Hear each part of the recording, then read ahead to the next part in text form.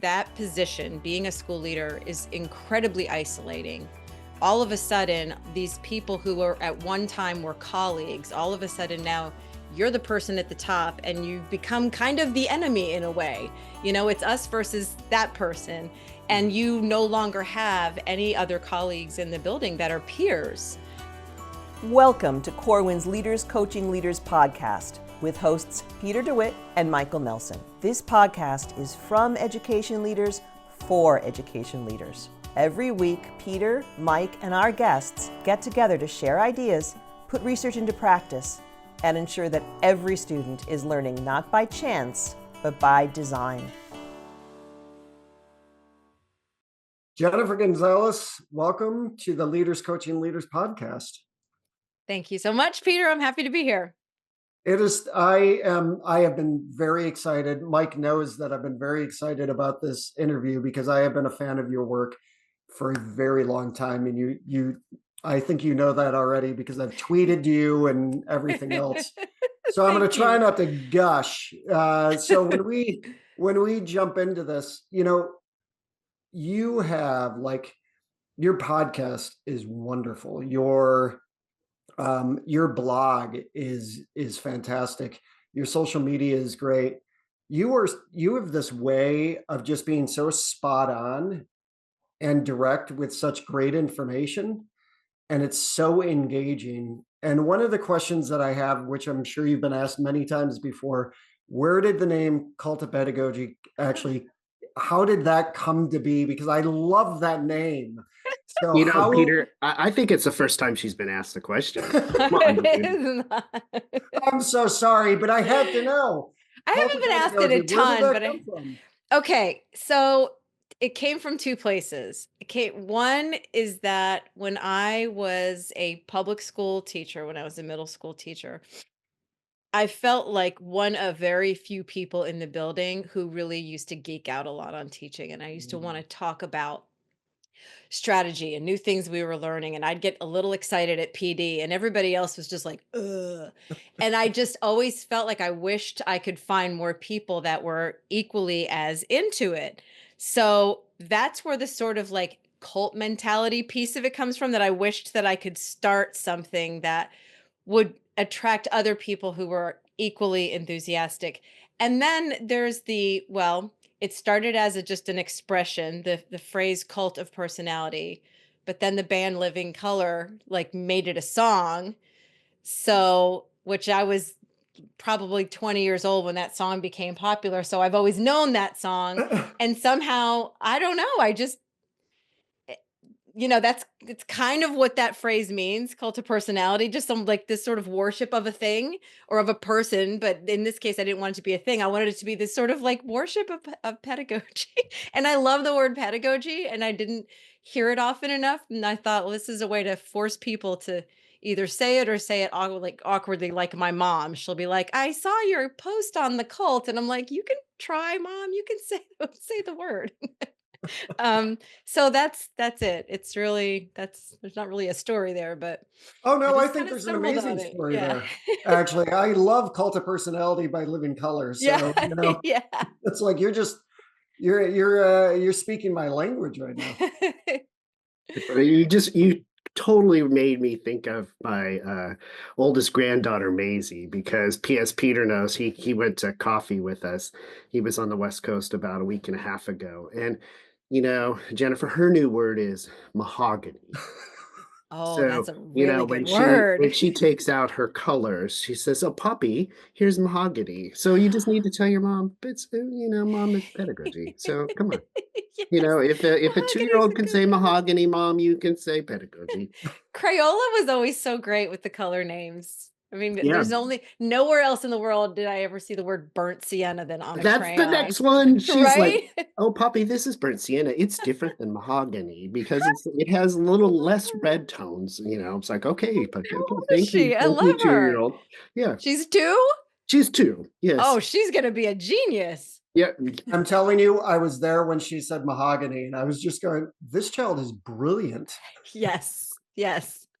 And I think we can end the podcast because I believe that's what our listeners wanted to know was they wanted to know about Mike's oldest granddaughter. So let's move back on track, Peter. Let's get into this interview. I have to, I don't know you as well as Peter does, and but I have to say, I love when you feel like friends of friends are connected, and Yeah. the people that you've interviewed are heroes and people that we've had into our district when I was Mhm. superintendent, and it was like, Mhm. oh, we are kindred spirits, we are friends of friends on people, and so Yes. that's fantastic. I Yes. love that, but I think your mind as a teacher and as the website is just beyond brilliant in terms of I love how you organized your website, and I know but that's an instructional tool. I mean, you use your blog as the core, and then you have your podcast, and then you have your edu tips.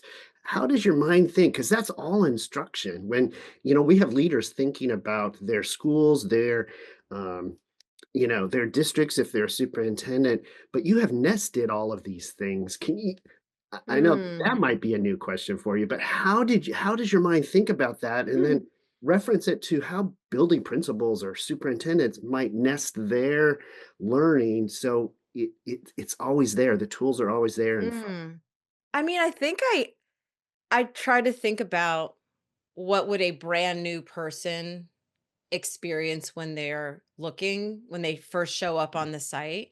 And I honestly think I could be doing much better at helping people get to the thing that they need. So I'm still, especially now, I've got 12 years worth of content on there now. And I know everything that's there, but as new, I mean, we've got people who are 23 years old who are freshly out of college. And I'm just thinking, there's no way that they've seen that cool thing that I wrote in 2017. And how do I help them find that?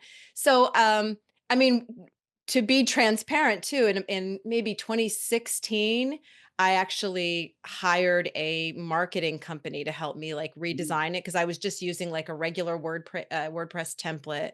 Um, and I knew that I wanted to sort of like make it a proper website. So they kind of looked at my stuff and said, we feel like you need like buckets that you can put things into. Cause at that time, I just kind of, I don't even know. I must have had like a column along the side that just had a list of categories or Mhm. something. And they sort of helped get it visualized back then. And I've just sort of stuck with what they did. But the edu tips have come along since then. The EduTips came along honestly because that's what I used to do when I taught teachers at the university level. I would just give Mhm. them like one little teaching tip every day. And I thought, these are super quick. I can get these out Mhm. there, in smaller bites for people that don't feel like listening to a whole podcast. And a lot of them come from podcast interviews that I did where Right. a person just gave one really cool idea. And I thought that's going to get buried in this hour long interview. I need to surface it out of there so that people can just get that one thing.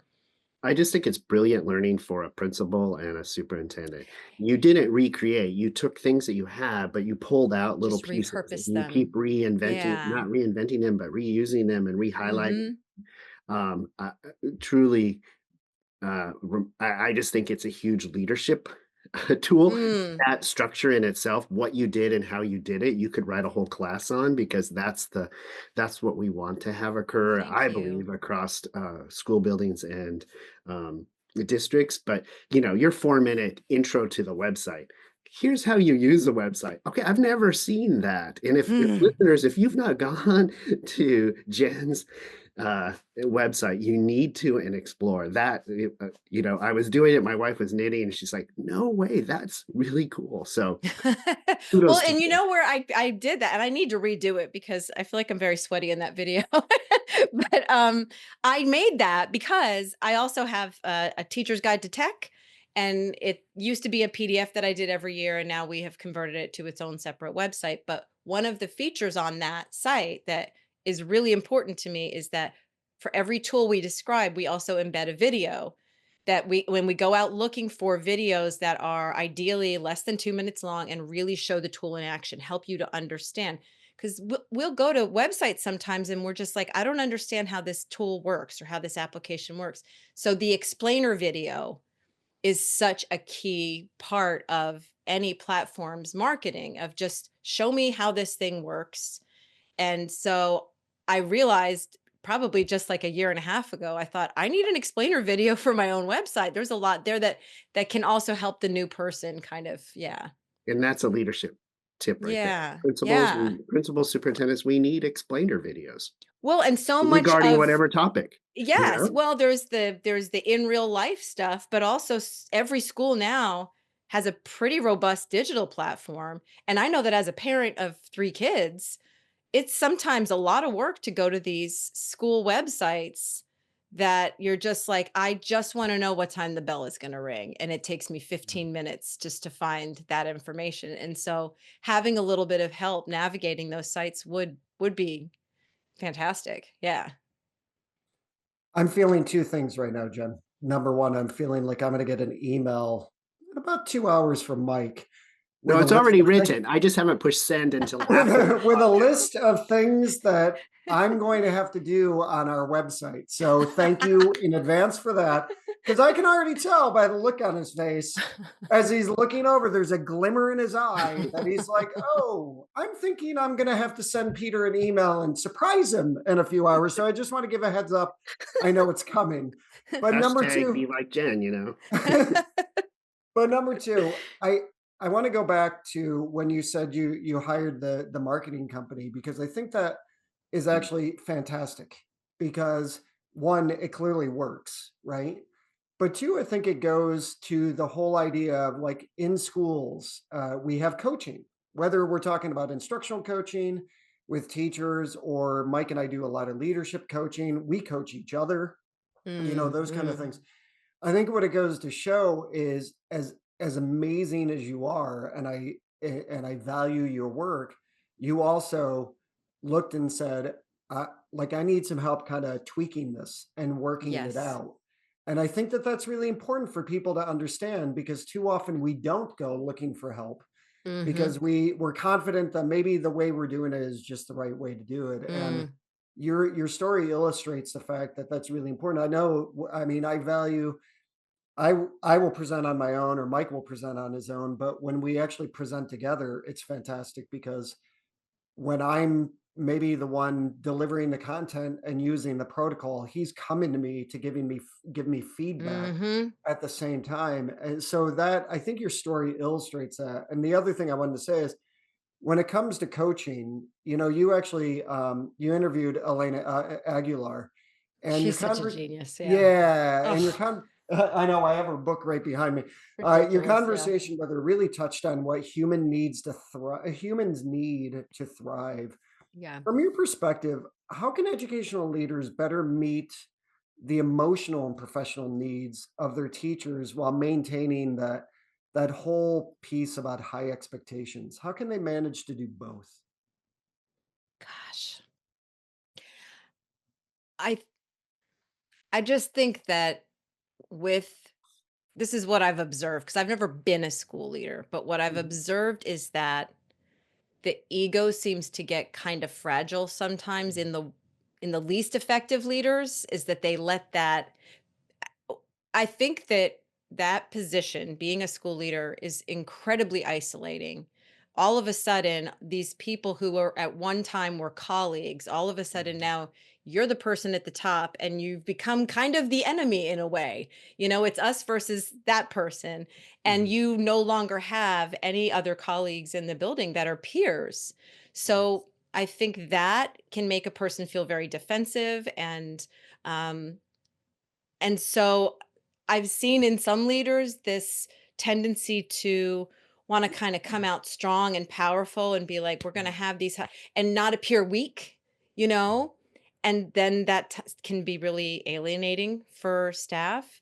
So I think just an awareness of that dynamic could be one thing.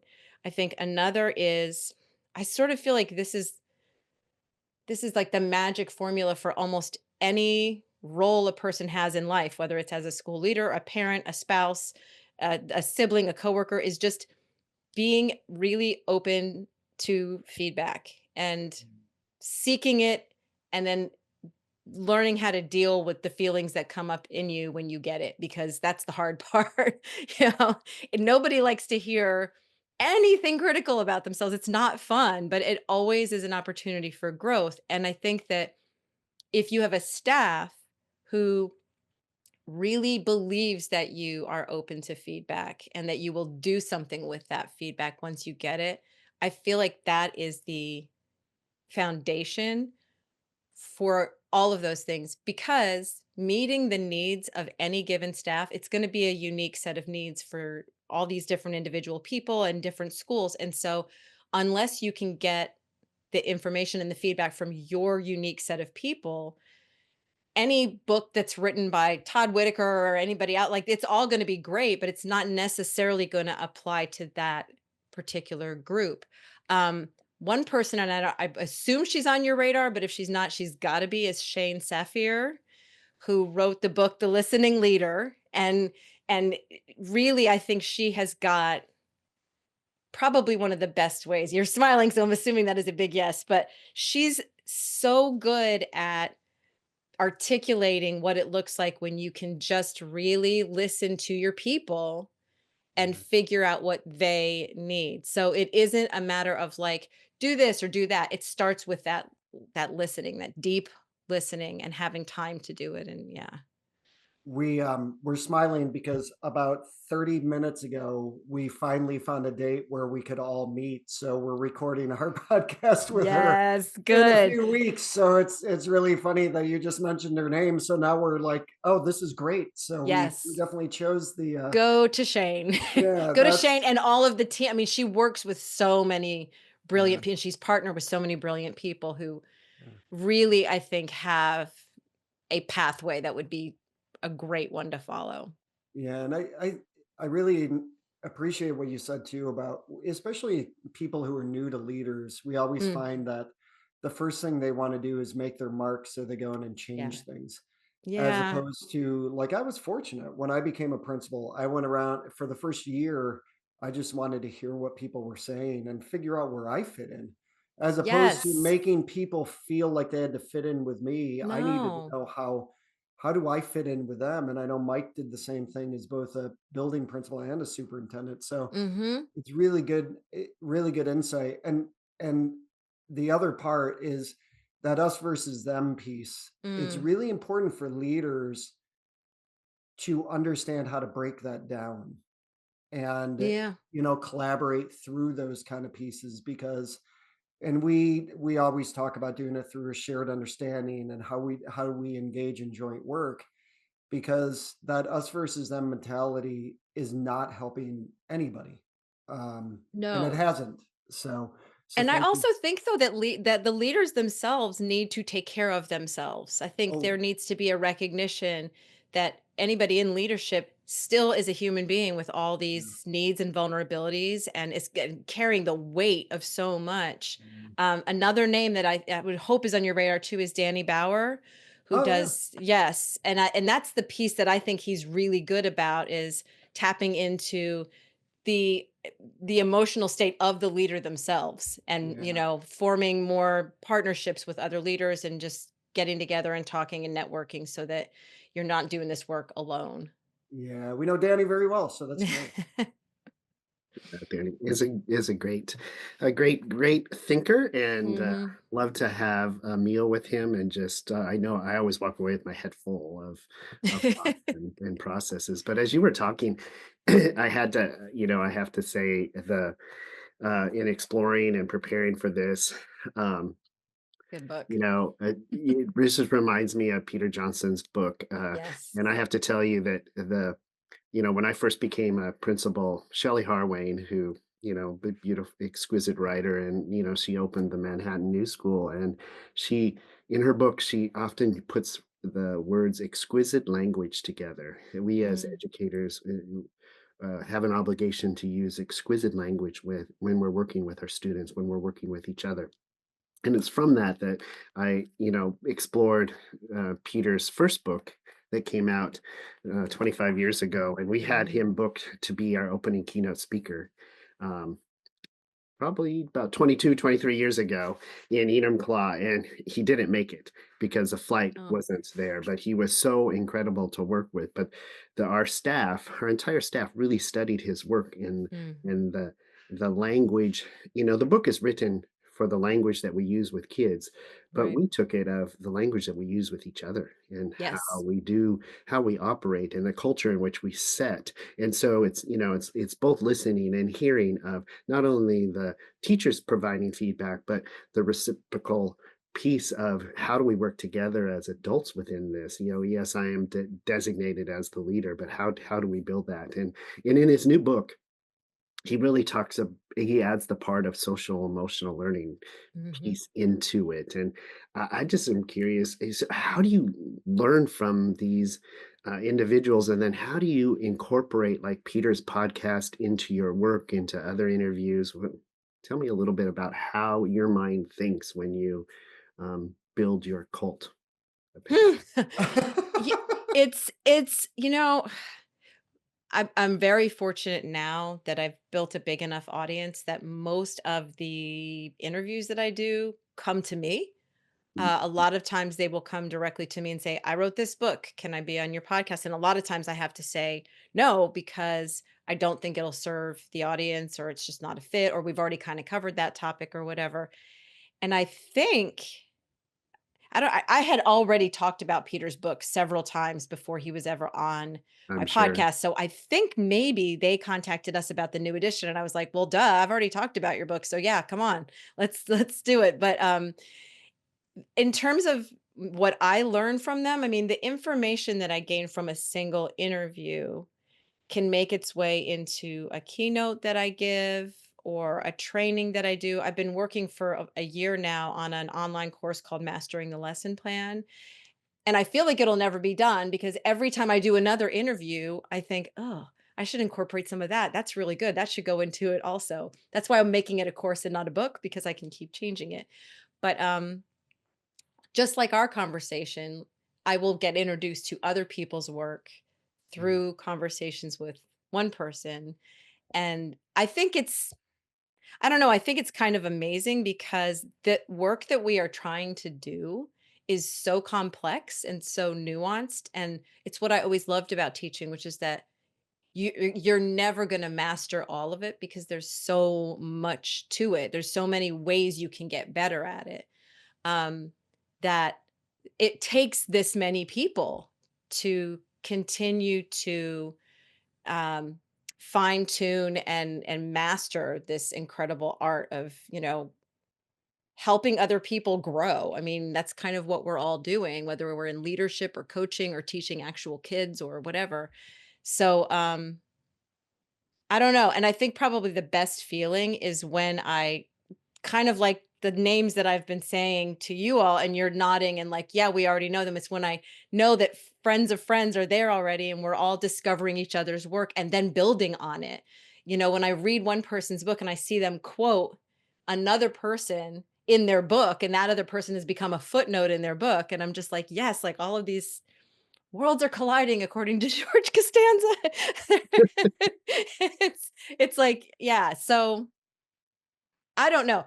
I mean, when you say how does my mind work, it looks like all of these little pieces of paper all over my desk that are ideas for future things that I feel like I'm always behind, always.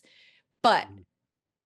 I guess the good thing about that is that it's sort of like the sand and the oyster. Like not all sand becomes oysters, but or not all sand becomes the pearl, but eventually some of it makes it into the oyster and it becomes the pearl. So, but there's a lot of sand. Yeah, I completely am there. You made me think of um, the art of teaching cooking, the Julia, um, Yes. the movie Julia and Julia, and you can, Yes. in a cookbook, you can work your way through each recipe. But Mhm. I hear what you're describing. Education and teaching and learning and leading is much more complex and integrated. And Mhm. so we can't work our way through your edutips. We need to be thinking about how the edutips are the just right way to work with this particular group of students at that moment because we know Yeah. that's what's going to unlock learning. So um, I'm thinking about what our movie could be, you know, you know, Mastering the art of teaching, or of teaching and learning, or something. But Yeah. an integrated movie, and I'm sure it would be an Oscar-winning movie. This is why whenever people say, "Ooh, AI is gonna replace teachers," I'm just like, Yeah. it can only replace certain components and Yes. just make it a little faster for us. Nobody is ever gonna be able to no machine is ever gonna replace the wisdom and the experience that a really, really good educator can apply to the job, so Yeah, and I see AI as untapping that creativity mhm. when you're using it in the correct way. I want to go as we close out. I want to go back to one thing that you just said, which is you always feel like you're behind, Yeah. and I think that there are lots of educators that feel that way. Yeah. We're always talking about, I feel like people feel very reactive versus proactive because they Mm. always feel like they're behind. They always feel like they're in a rush, and that's part of the issue. Is that maybe it's the meditative side of me. We need to slow down. Like, how do we Yes. slow down? So, I would love to just ask as the final question: when you are feeling like you're behind, Mm. how do you turn that into inspiration to find that one place to go? If that I hope that question makes sense. Mhm. Mm. I do think that it comes a lot of times from slowing down and also not thinking about the forest and just thinking about the tree and just saying, "Listen, if you think about the forest all the time, you're going to always feel scattered. So just focus on this one tree." And sometimes I feel like I'm dragging myself through something to try to get it finished, and I will really try to tap back into what originally made you wanna do just this one thing, what got you excited about it, and think about the person on the other end receiving this and having it help them, and really that sounds super it kinda sounds like it could be kinda corny, but that can give me that extra little boost to finish it basically and not let myself get overwhelmed and kind of paralyzed by that overwhelm and just it's that starfish. If you save the one starfish, you've done something. Yeah. And so it's like if I produce this one bit of knowledge and wisdom and get it out there and that reaches somebody, that's way better than halfway doing a whole bunch of other things. And I do think there's when you mention meditation, I think mindfulness helps, any kind of like slowing down and just breathing and focusing on the moment because the moments just keep flying by and we have to like really pay attention because life is short. It kind of seems like we're all roughly in the same age group, and it's like you start realizing I don't have that many more years left. I know. So, I got to make the most of these. Yeah. In fact, I have it tattooed on my arm, to be honest with you. So there you go. What There does you the go. tattoo say? It just says there will be plenty of time. Um, and it's a reminder that there isn't. So yeah. Yeah. Nice. Yeah. So Jennifer Gonzalez, thank you so much for being on the Leaders Coaching Leaders podcast. This I have been looking forward to for a very long time. So I really appreciate it. For the one person on earth that doesn't know where to find you, where can they find you? It is all one word, Cult of Pedagogy, pedagogy.com. And that is the hub of all of my other places that I'm existing. So that would be the place to start. Please, please, please go there. And besides the fact that I'm a little upset with you because I'm going to get that email from Mike in about an hour and a half now telling me all the things that I need to do. Thank you. Thank you. This has been really fun. Oh my goodness. I absolutely love the conversation that we just had with Jen. She is an all-star educator, teacher, and many of her blogs and things are for teachers, but Peter, they can be applied to every leader at every level, don't you think? I do. You know, one of the things that I kept thinking about, because that's really the first time I've actually been able to have a conversation with Jennifer. We've emailed back and forth and done stuff on social media, but that's the first time I've really met her. And I have to admit, when you admire somebody, and I admire her work greatly, I have for a decade or longer. You're always worried about meeting the person, being like, Oh, that was a letdown. Not at all. She is exactly who I was hoping she would be. And I know that maybe that doesn't matter, but I think what's great is sometimes you meet people and they have kind of an ego and stuff. And Jen was just completely engaging and really enjoyed that conversation a lot. So, and I think we're walking away with some really important nuggets just in our own work, which is also very powerful when we have an interview that does that. Exactly. You and I are, in the middle of writing a new book together, and we're really just studying you know, the the the connection between, the skills and ability to do something and the confidence that one needs, a leader needs, or a teacher needs in order to do that work. And in studying the word confidence, there's so many things that fall under that in terms of efficacy and the decision making of the teachers. And she blended all of that together for me in this interview. She nailed, how it's just right learning for you when you hear something, and because you've been studying it and researching it. To me, she blended the complexity of an educator, of you're always working and it's about the connections, and it's, uh, of both the passion and the desire and the beliefs and the confidence with the ability to do the work, the skills and the knowledge. So I just thought she was pretty remarkable. Yeah, she definitely has the research background. I'm glad that I asked her about where did the cult of pedagogy come from, because It was a great. I feel like we are all kindred spirits in that way, because I think we geek out on education, and she's got a great research background, but she makes things extremely practical, and she gives people very practical steps and is very good at explaining how to use them. That's where I think a lot of her talent is too, is that she can easily explain how to use them. And yeah, I value the conversation. The only thing I'm going to say is I'm going to correct you a little bit. We're not halfway through the book, Michael. We're more than halfway. We're more than halfway, listeners. We're more than halfway through our book. So by the time this airs, it should be almost have that first draft done. So we're pretty excited about it. As you can probably tell, we're bantering back and forth about it. But I thought Jen was great. And I love that she just said, yeah, my mom says, I went on and I kind of heard or read your blog on the cult, the cult of, and she's like, Mom, you can say pedagogy. It's okay. And, I that was a great moment for me. Just this, we're real. It's just real. We're real people. Well, yes, and I love that you talked about Maisie and the whole mahogany piece, because It's that still about blows mahogany. me away, even though it's been like a week and a half since we had the conversation. Hearing a 2-year-old say mahogany is just kind of amazing. So Yeah, that's for sure. There may be a blog in our future that's called It's Mahogany. that's right. Maybe there is. All right. Oh, Michael, very good to be in this season. What a fantastic season it is.